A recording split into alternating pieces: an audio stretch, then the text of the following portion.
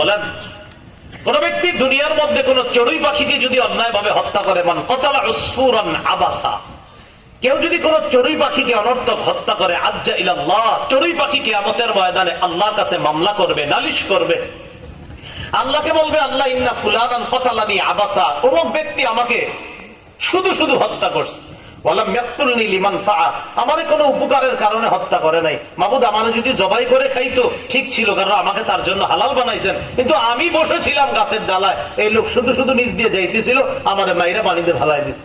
এরকম মামলা করবে আল্লাহর কাছে।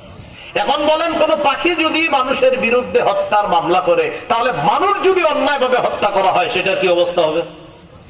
হ্যাঁ, আর যদি কোন মুসলমানকে অন্যায় ভাবে হত্যা করা হয়, সেটার কি অবস্থা হবে? প্রথমে বললাম পাখি, পরে বললাম মানুষ, পরে বললাম মুসলমান। কি বললাম? প্রথমে বললাম পশু পাখি।